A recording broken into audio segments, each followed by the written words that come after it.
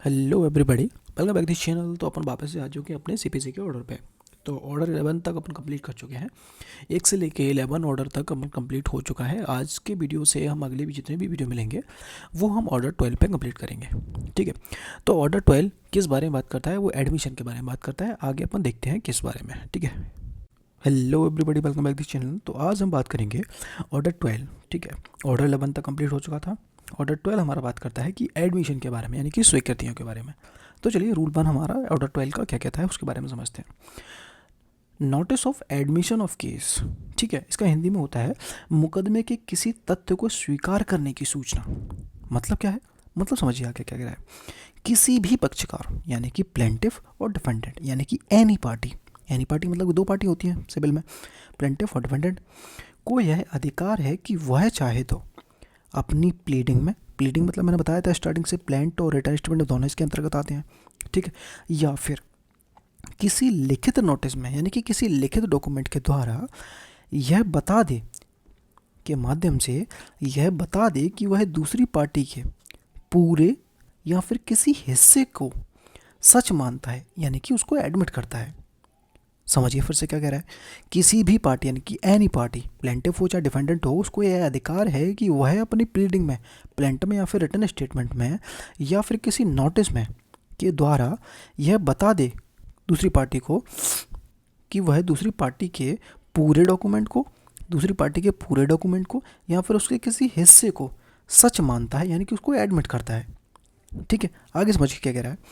यानी order 12 rule 1 हमारे clearly ये कहता है कि किसी भी तथ्य का पूरा या फिर कोई हिस्सा, चाहे वो डिस्प्यूटेड हो या फिर नहीं हो, पक्षकार लिखित रूप में उसको एडमिट कर सकता है। यहाँ पे अलाउ किया गया है। अभी क्लियर नहीं हुआ होगा, फिर भी हम चलते हैं एक एग्जाम्पल से समझते हैं। एग्जाम्पल 1 हमारा कहता है कि पूरा केस एडमिट कर रहा है। यहाँ पे क्या है, दो एग्जाम्पल दिए हैं मैंने, कुछ हिस्सा यानी कि और कुछ पूरा केस या फिर कि कुछ उसका एक हिस्सा। ठीक है। तो पूरा हिस्सा समझते हैं कि पूरा केस एडमिट कर रहा है मतलब क्या है। डिफेंडेंट अपनी रिटर्न स्टेटमेंट में लिखता है कि वादी का पूरा दावा सही है, मैं पैसा लौटाने को तैयार हूँ। यहाँ पे क्या हुआ, उसने पूरा केस ही एडमिट कर लिया भाई। यह नोटिस ऑफ एडमिशन है। ठीक है। ये एग्जाम्पल 1 क्लियर होता है। एग्जाम्पल 2 समझिए, जो कि कुछ हिस्से की बात कर रहे हैं, यानी कि अपने पूरा केस का कोई एक पार्ट वो एडमिट कर रहा है। ठीक है। तो प्लेंटिफ लिखता है डिफेंडेंट ने 1 लाख रुपए में से 40,000 रुपये वापस कर दिए थे।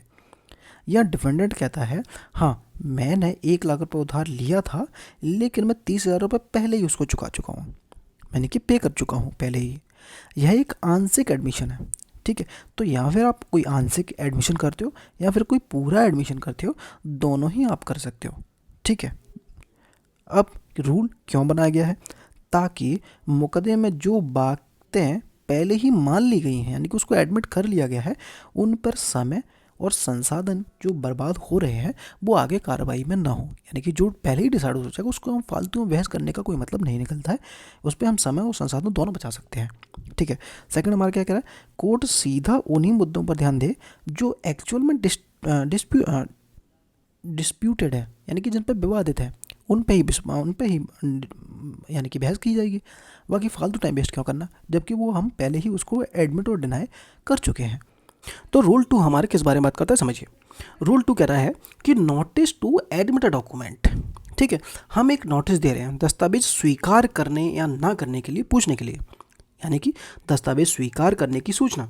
हम सामने वाली पार्टी को क्या है, एक्चुअली में एक नोटिस दे रहे हैं और उससे पूछ रहे हैं कि आप इस दस्तावेज को स्वीकार करते हो या डिनाई करते हो। ठीक है। इस चीज़ का हम नोटिस देकर पूछ रहे हैं उससे। आगे समझिए क्या है कि किसी भी पार्टी, यानी कि यहाँ पे एनी पार्टी है, यानी कि प्लेंटिफ हो सकता है, डिफेंडेंट हो सकता है। एनी पार्टी यानी कि किसी भी पार्टी को ये अधिकार है, उसको एक राइट है कि वह दूसरी पार्टी से, जो अपोजिट पार्टी है आपकी, उससे एक लिखित रूप में यानी कि एक रिटर्न में यह आप पूछ सकते हो, कह सकते हो कि यह दस्तावेज जो मैंने दिया है, यानी कि अगर प्लेंटिफ का केस चल रहा है तो जो दस्तावेज मैंने दिया है प्लेंटिफ ने, क्या आप इसे असली मानते हो या नहीं मानते हो। ठीक है। कृपया नोटिस मिलने के 7 दिनों के भीतर इस चीज़ का जवाब दे दें कि आप उसको एडमिट मान रहे हो या नहीं मान रहे हो। ठीक है।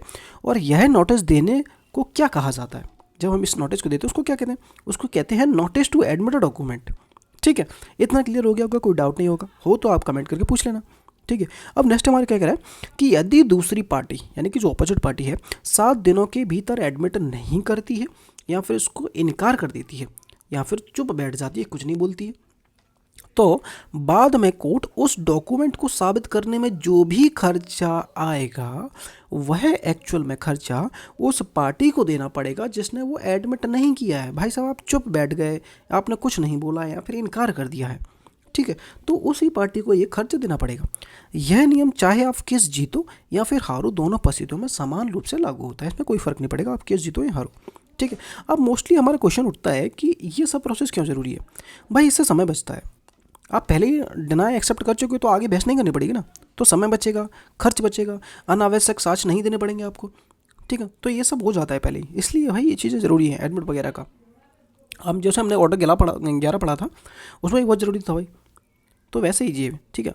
तो एक्सेप्शन पढ़ते हैं भाई, अपवाद क्या है, अब बात समझिए, सेविंग ऑल जस्ट एक्सेप्शन, इसका मतलब क्या है कि दूसरी पार्टी जैसे नोटिस आपने भेजा है, दस्तावेज को असली मान सकता है, लेकिन फिर भी, ठीक है, उसने क्या है नोटिस भेजा, आपने उसने बोल दिया हाँ मैं इसको एडमिट कर रहा हूँ ये असली है, लेकिन फिर भी कानून के आधार पर उसकी वैधता को आप क्वेश्चन उठाना चाहते हो तो बाद में आप उठा सकते हो, क्लियरली बोला है, उसकी वैधता पर क्वेश्चन उठा सकते हो। स्टाम्प ठीक नहीं है भाई, गलत है, डुप्लीकेट लग रही है मेरे को, या फिर उसका रजिस्ट्रेशन ठीक तरीके से नहीं हुआ है, तो बाद में आप इस पर आपत्ति कर सकते हो। बाद में जरूरी नहीं है उस टाइम आपने एडमिट कर लिया तो ये एडमिट ही हो जाएगा, नहीं भाई, यहाँ पे आप ऑब्जेक्शन कर सकते हो।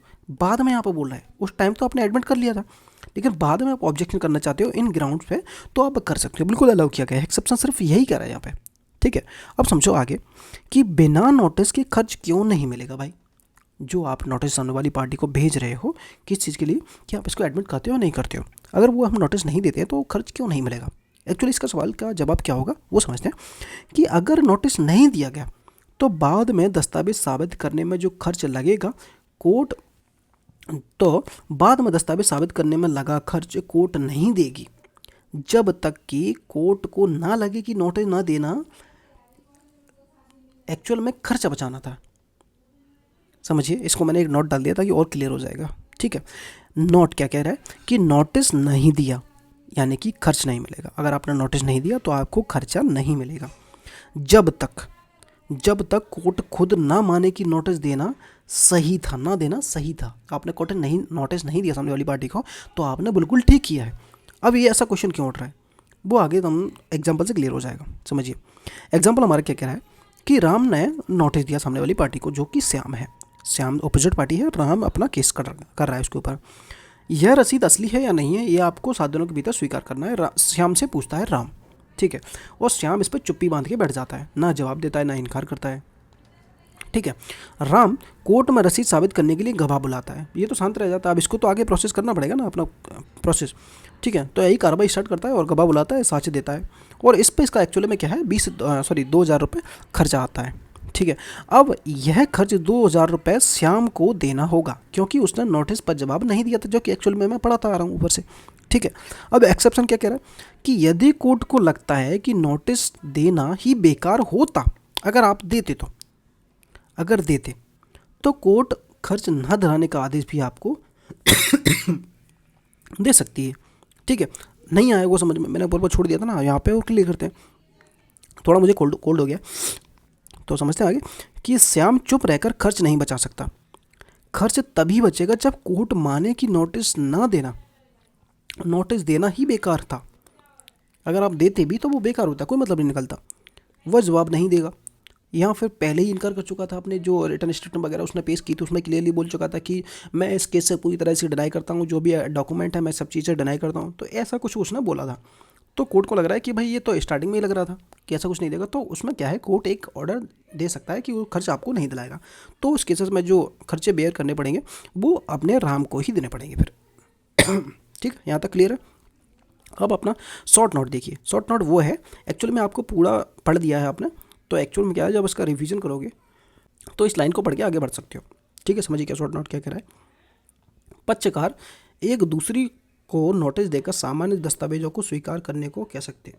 सेकंड क्या कह रहा है कि अगर नोटिस मिलने के बाद भी एडमिट नहीं किया गया तो उस दस्तावेज को साबित करने का खर्च उस पक्षकार को देना पड़ेगा जिसने उसको एडमिट नहीं किया, ठीक है। इस रूल को 1976 में ऐड किया गया था, ठीक है। आगे समझो क्या कह रहा है कि डॉक्यूमेंट को एडमिट मान लिया जाएगा। क्लियर, यहाँ पे क्या कह रहा है कि डॉक्यूमेंट को हम एडमिट मान लेंगे यदि नोटिस मिलने के बाद उसे आप इनकार नहीं करते हो, नकारते नहीं हो, तो हम उसको एडमिट मान लेंगे। कोर्ट ये कह रहा है।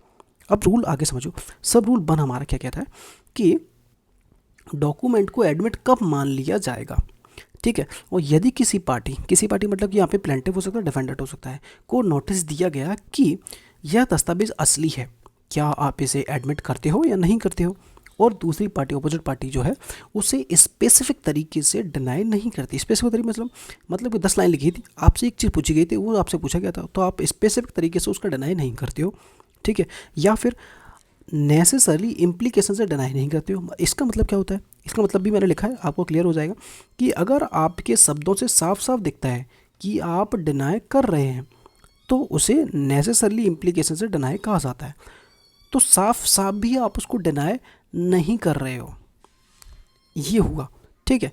अब नॉट एडमिटेड आपने क्लियरली लिख दिया, नॉट एडमिटेड लिख दिया है, हाँ।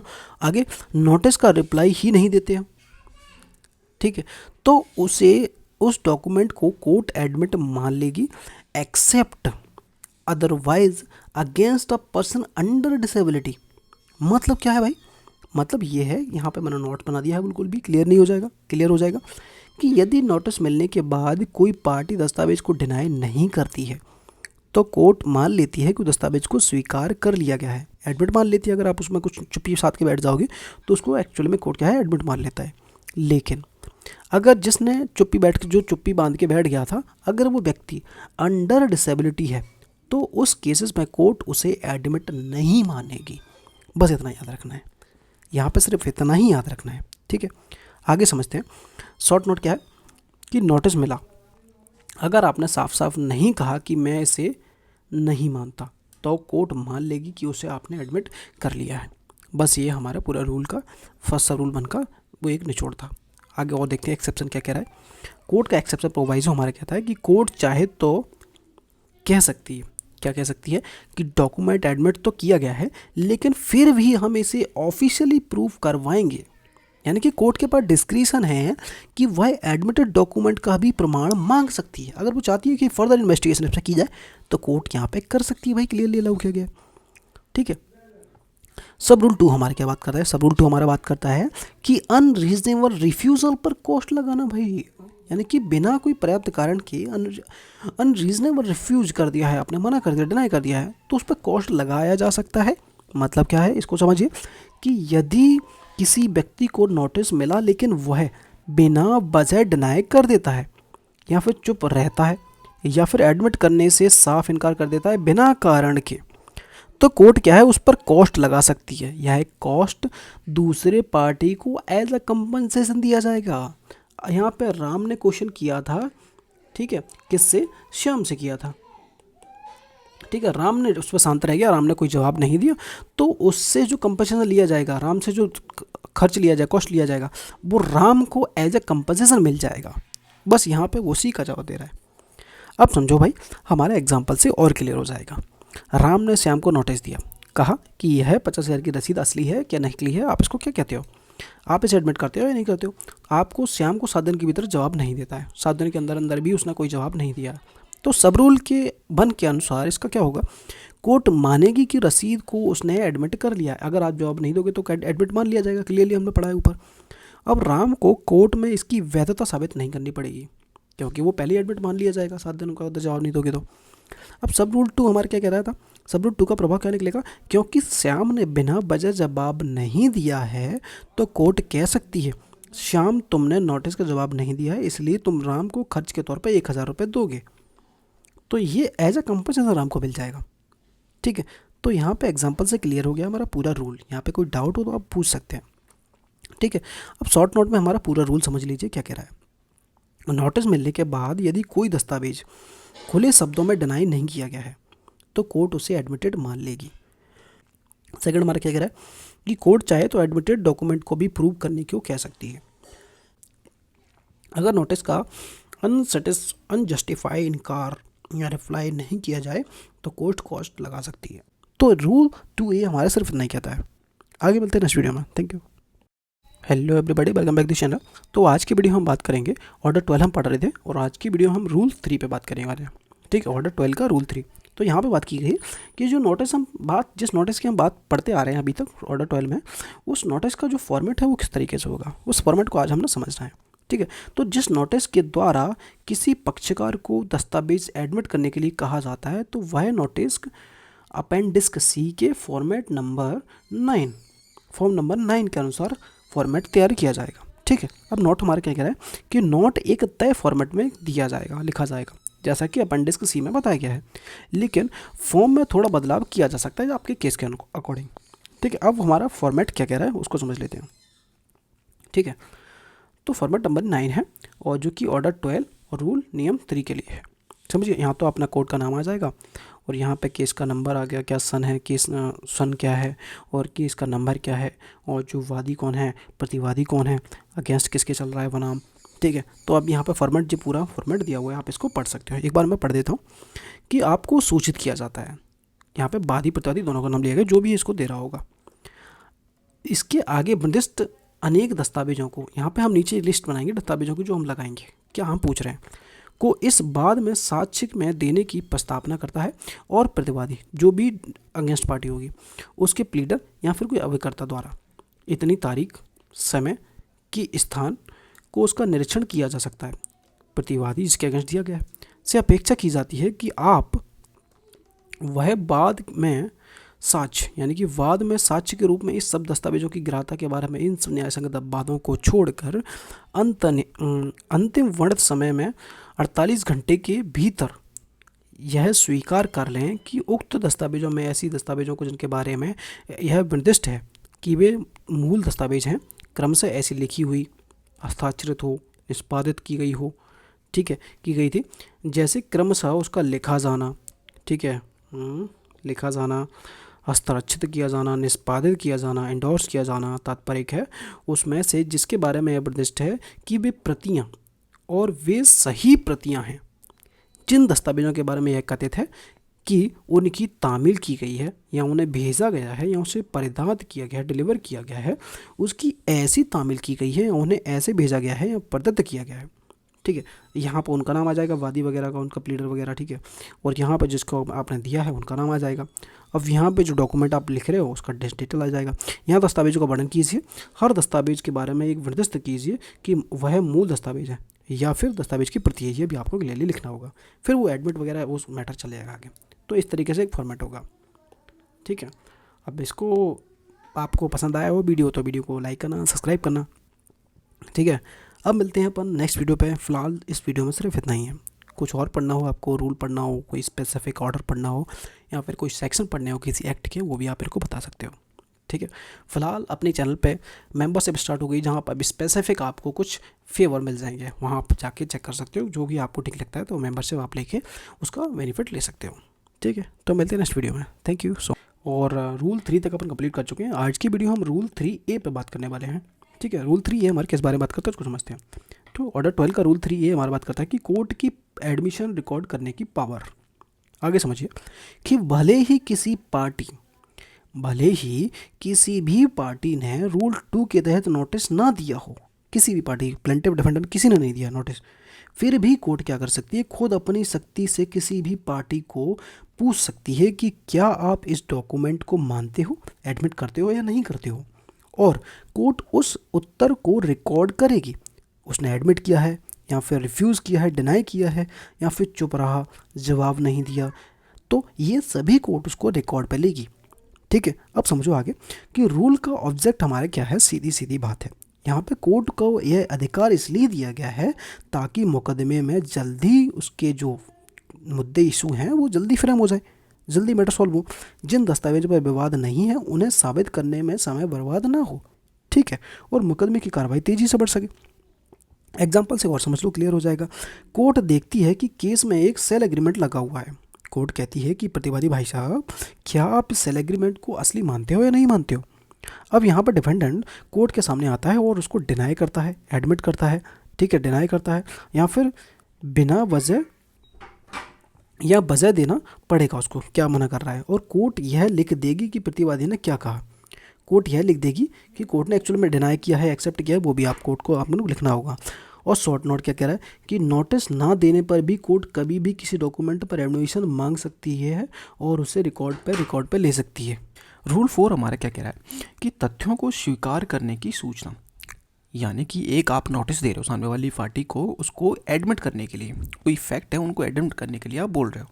समझिए क्या कह रहा है आगे चल के कि कोई भी पक्ष, यानी कि कोई भी मतलब एनी पार्टी मतलब प्लेंटिफ हो सकता है चाहे डिफेंडेंट हो सकता है, सुनवाई की तय तारीख से कम 9 दिन पहले, सुनवाई की तय तारीख मान लीजिए 1 जनवरी की थी, ठीक है, अब उससे कम 9 दिन पहले होना चाहिए, ठीक है, उससे ज़्यादा हो सकता है लेकिन 9 दिन पहले तो कम से कम होना ही चाहिए। दूसरी पार्टी को एक रिटर्न में नोटिस देकर कह सकता है, क्या कह सकता है, दूसरी पार्टी को 9 दिन पहले, जो आपकी डेट है 1 तारीख है उसके 9 दिन पहले, ठीक है, होना चाहिए कम से कम। दूसरी पार्टी को आपको एक रिटर्न में नोटिस देना है, उसमें बोलना है कि क्या आप इन तथ्यों को, आपके जो भी आपने एक लिस्ट बना के दी है कि कोई स्पेसिफिक जी वाली लाइन या फिर स्पेसिफिक जी वाली लाइन या फिर पूरा पैराग्राफ, जो भी आपको उसको एडमिट करवाना है वो चीज़ आप स्पेसिफिक बताओगे, उसको बताओगे कि क्या आप इन तथ्यों को, ठीक है, इन मुकदमे के केवल इस मैटर के लिए, इस मुकदमे के लिए क्या आप उसको एडमिट कर लें, उसको बोलते हो आप उसको एडमिट कर लें, डायरेक्ट बोलते हो आप उसको एडमिट कर लीजिए, ठीक है। ऐसा आपने एक एडमिट वो फिर दिया नोटिस सामने वाली पार्टी को। अब दूसरी वाली पार्टी क्या करेगी, नोटिस मिलने के 6 दिन के भीतर, यहाँ पे 9 दिन के अंदर अंदर तो आपको भेजना है, अब इसको 6 दिन के भीतर इसको भेजना है रिटर्न वापस करके, या फिर उतने समय के भीतर जो कोर्ट आपको अलाउ कर देता है। मान लीजिए कोर्ट आपको 10 दिन का समय बोल देता है कि 10 दिन के अंदर अंदर आप दे सकते हो, ठीक, जितना कोर्ट दे, या फिर 6 दिन के अंदर, तो यहाँ पर 2 डेट दी है, उसका याद रखना। उसे बताना होगा, जिसे नोटिस मिला है उसे बताना होगा कि क्या वह उस तथ्य को एडमिट करता है या नहीं करता है, ठीक है।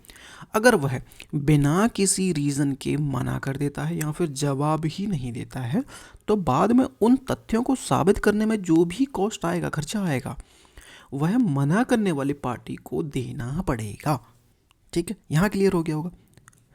चाहे मुकदमे का अंतिम डिसीजन जो भी हो, चाहे प्लेंटिफ जीते चाहे डिफेंडेंट जीते, लेकिन उस समय जिसने डिनाई कर दिया था, जिसने मना कर दिया था, जवाब नहीं दिया था, उसको ही पे करना पड़ेगा सामने वाली पार्टी को, ठीक है।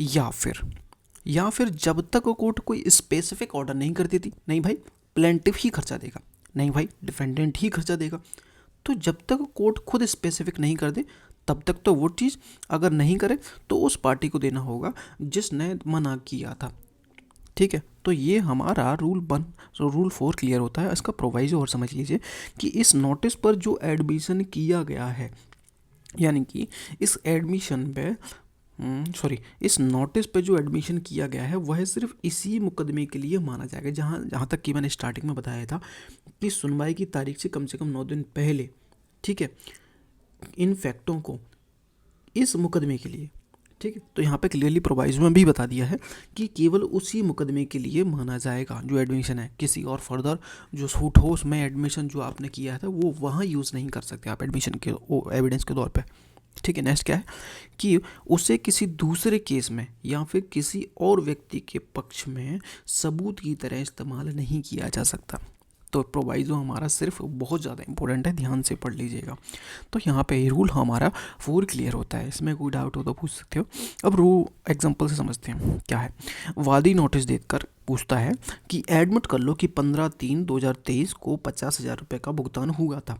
वादी प्रतिवादी से बोलता है वादी कि आप एडमिट कर लो, इतनी तारीख को 50,000 का भुगतान हमने किया था, ठीक है।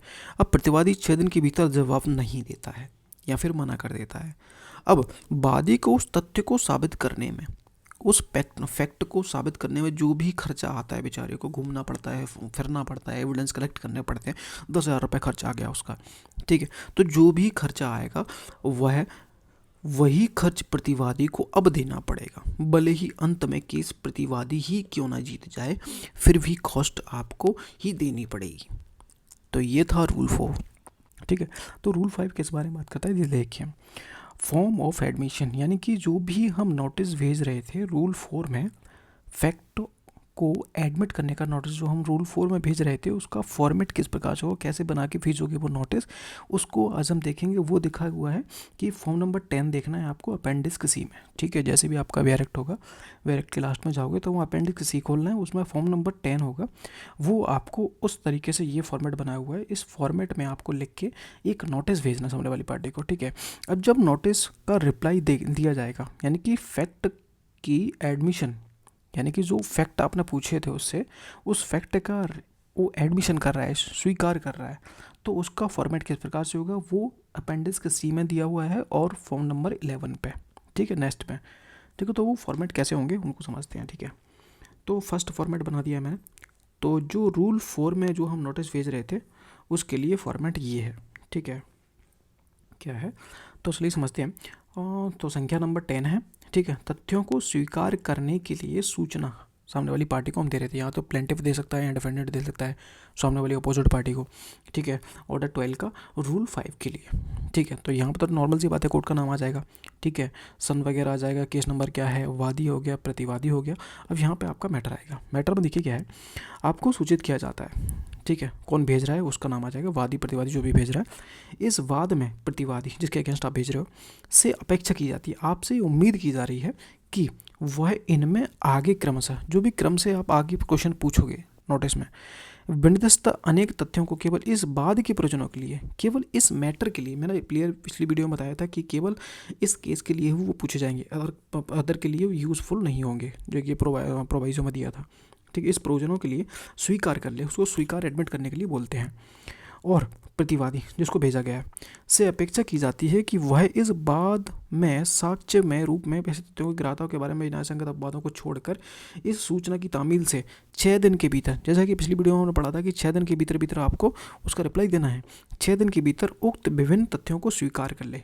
यानी कि अगर आप एडमिट करते हो तो 6 दिन के अंदर उसका जो आप भेजना है आपको, ठीक है।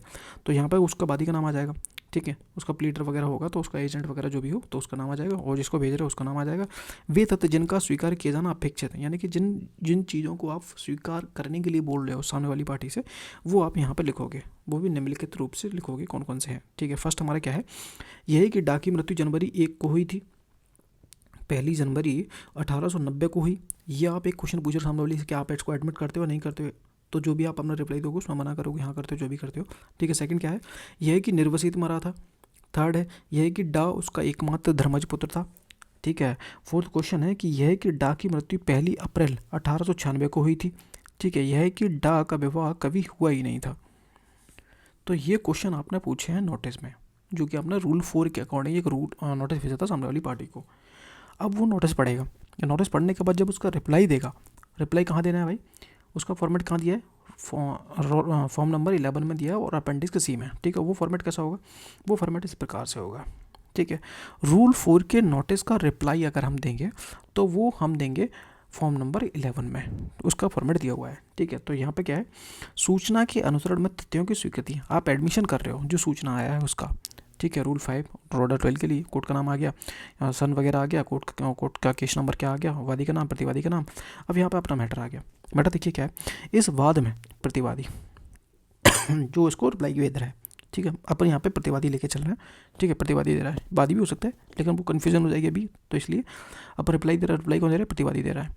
इसमें क्रमशः निर्दिष्ट अनेक तथ्यों को, जो भी आपने पूछे थे क्रमशः तथ्यों को, इस वाद में साक्ष्य के रूप में किन्हीं तथ्यों की या उनमें से किसी ग्राह्यता के बारे में सब न्यायसंगत अपवादों को छोड़कर उनमें यदि कोई विशेषता या परिसीमाएं निर्दिष्ट हों तो उनके अधीन रहते हुए केवल इस वाद के प्रयोजनों के लिए स्वीकार करता है, ठीक है, इस मैटर के लिए स्वीकार करता है।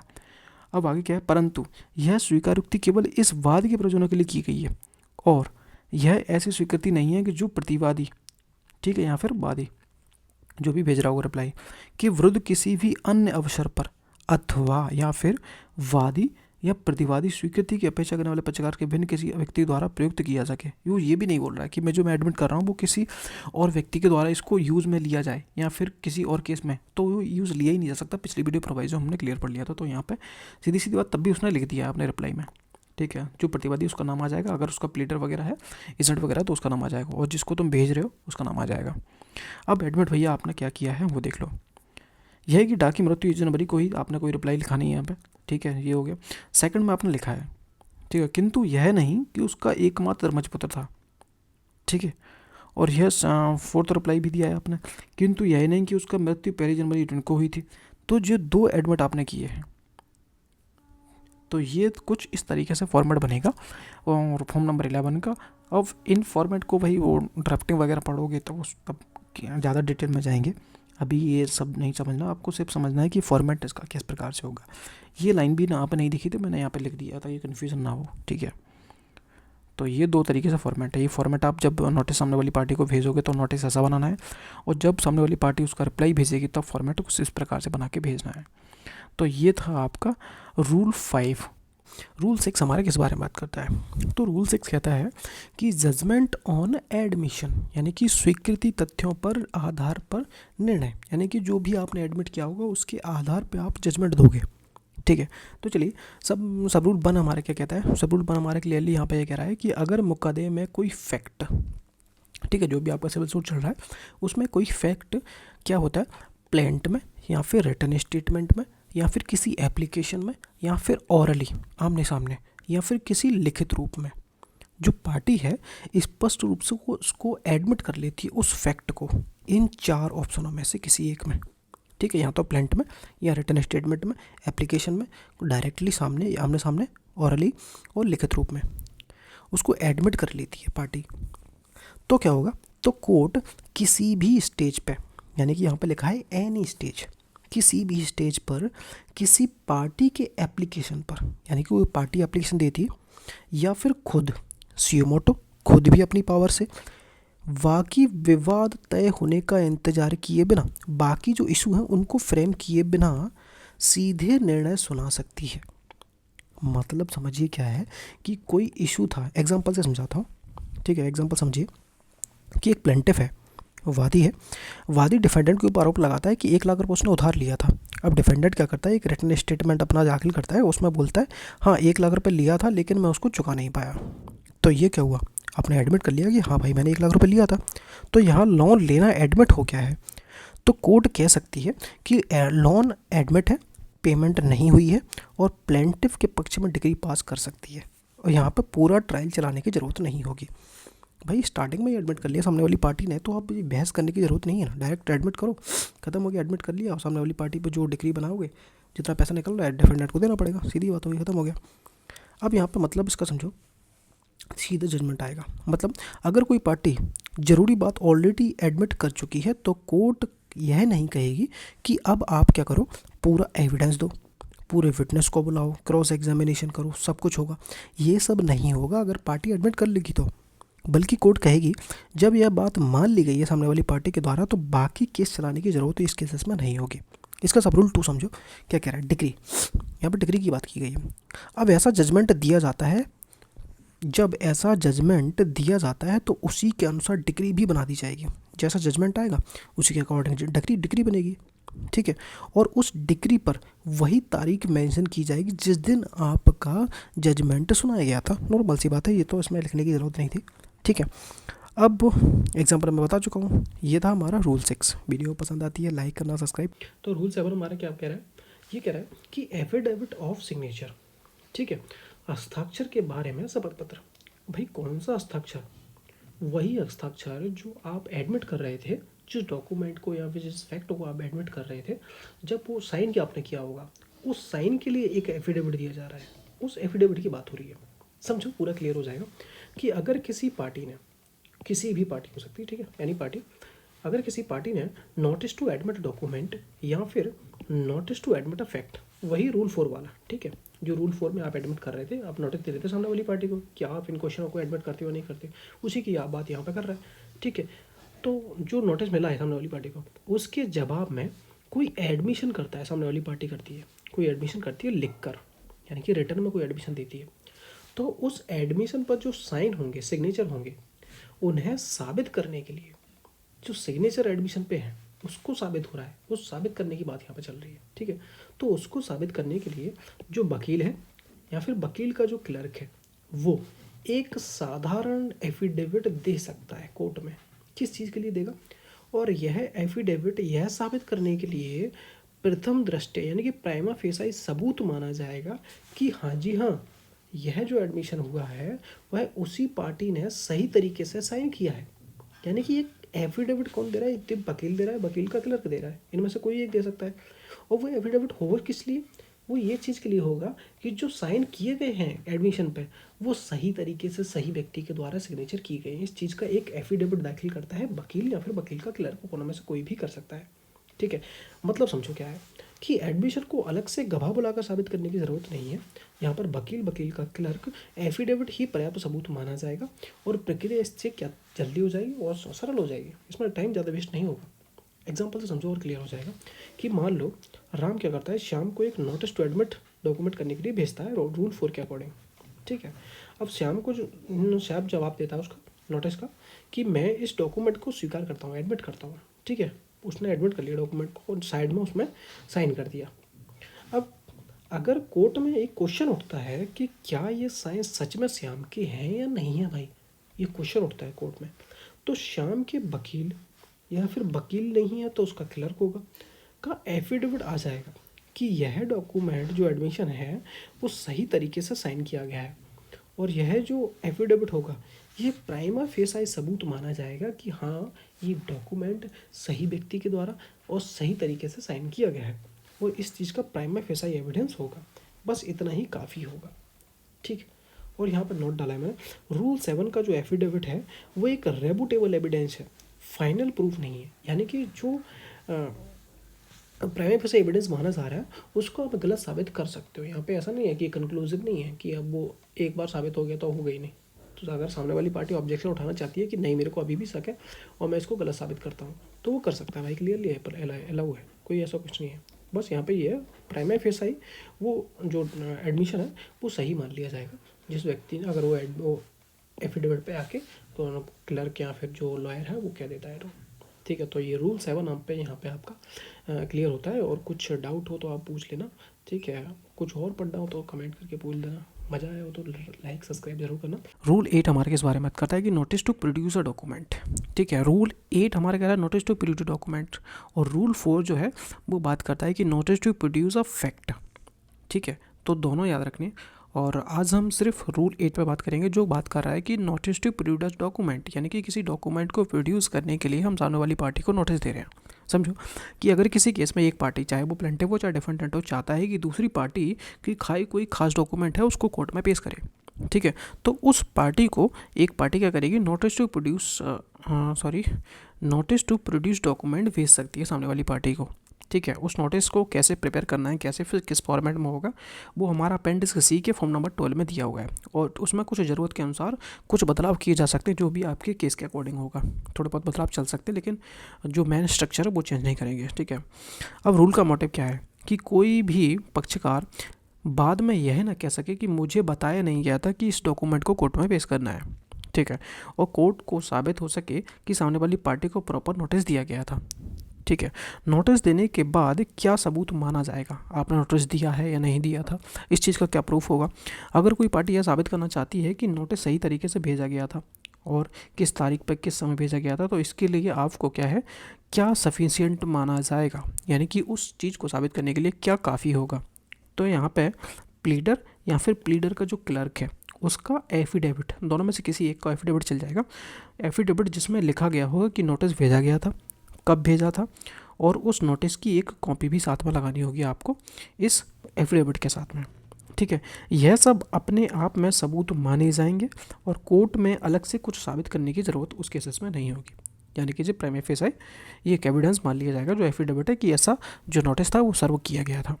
अब एग्जांपल समझो क्लियर होगा कि मान लीजिए वादी कहता है कि प्रतिवादी के पास एक सेल डीड है और उसे कोर्ट में पेश किया जाए और वादी फॉर्म नंबर 12 में एक नोटिस भेजता है, जो भी फॉर्म नंबर 12 में नोटिस दिया है उस तरीके से नोटिस बनाता है और सामने वाली पार्टी को भेज देता है। ठीक है, अब वकील का एफिडेविट लगा दिया जाता है कि नोटिस 10 को सही तरीके से सर्व किया गया था। अब कोर्ट मानेगी कि नोटिस सही से दिया गया था, प्रतिवादी को डॉक्यूमेंट लाने का मौका दिया गया था उस टाइम पे। अब प्रतिवादी यह नहीं कह सकता कि मुझे तो कभी बताया ही नहीं गया था, तो वो इसका बेनिफिट नहीं ले पाएगा क्योंकि हमारे पास प्रूफ होगा कि हमने नोटिस भेजा था। अब एक और चीज़ समझिए, अगर फिर भी डॉक्यूमेंट पेश नहीं किया तो क्या होगा, कोर्ट एडवर्स इन्फरेंस ले सकती है। मतलब एडवर्स इन्फरेंस का मतलब होता है कि प्रतिकूल अनुमान कोर्ट लगा लेगी उस कंडीशन में। मतलब अगर वह दस्तावेज सामने वाली पार्टी पेश करती तो वो उसी पक्ष के अगेंस्ट में जाता, इस चीज़ को प्रिज्यूम कर लेगी कोर्ट। अगर तुम उस डॉक्यूमेंट को पेश नहीं करते हो तो यह मान सकती है कि डॉक्यूमेंट जानबूझकर तुमने छुपाया है। दोनों में से एक चीज़ हो, ठीक है।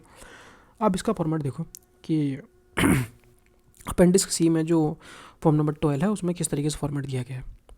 ये तो अपना कोर्ट का नाम आ गया, ईयर आ गया, केस नंबर आ गया, वो वादी है, वनाम जिसके अगेंस्ट लड़ अपन वर्सेस, ठीक है, और प्रतिवादी का नाम आ गया।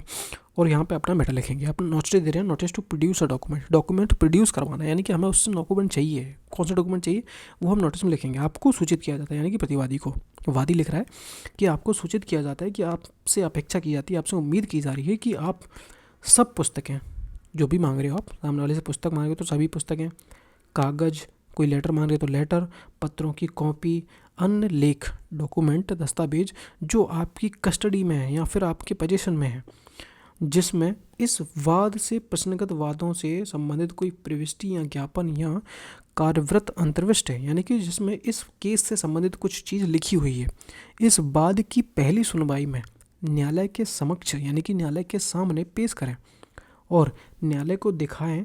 और विशेष रूप से इस डॉक्यूमेंट को जो आपको यहाँ पर लिखना होगा, विशेष रूप से इस डॉक्यूमेंट तो लेके आना ही आना है।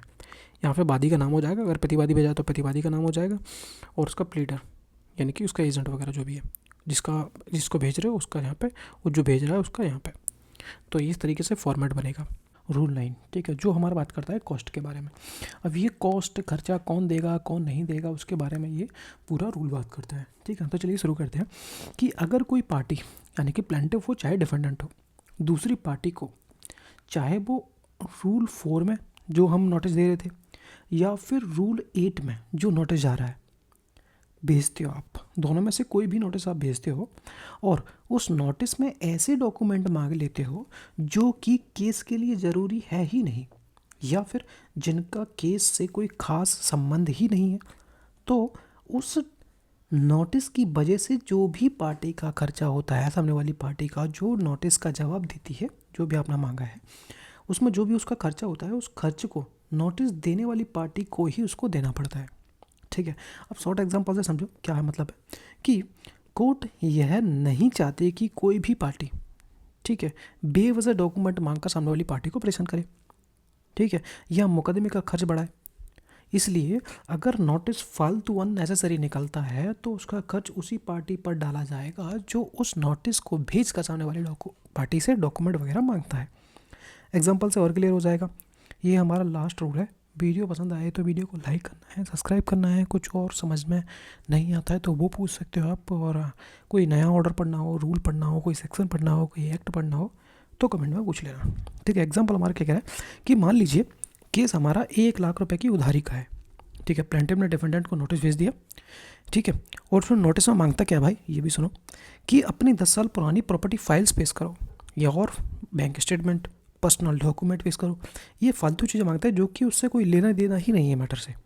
कोर्ट देखती है कि इन डॉक्यूमेंट का इस केस के जो लोन का केस है उससे कोई लेना देना नहीं है, तो कोर्ट कहती है यह नोटिस बेवजह दिया गया था, इसलिए इसका सारा जो भी खर्चा होता है जिसने नोटिस दिया, चाहे वो प्लेंटिफ हो चाहे वो डिफेंडेंट हो। अगर नोटिस डिफेंडेंट ने भेजा है प्लेंटिफ को कि तुम इस डॉक्यूमेंट को पेश करो, तो उसके केस में डिफेंडेंट देगा। प्लेंटिफ ने नोटिस भेजा है तो प्लेंटिफ देगा। तो ये था हमारा रूल 9। ऑर्डर 12 भी यहाँ पे ख़त्म होता है। मिलते हैं नेक्स्ट ऑर्डर में फिर से एक नई वीडियो के साथ। Thank you so much.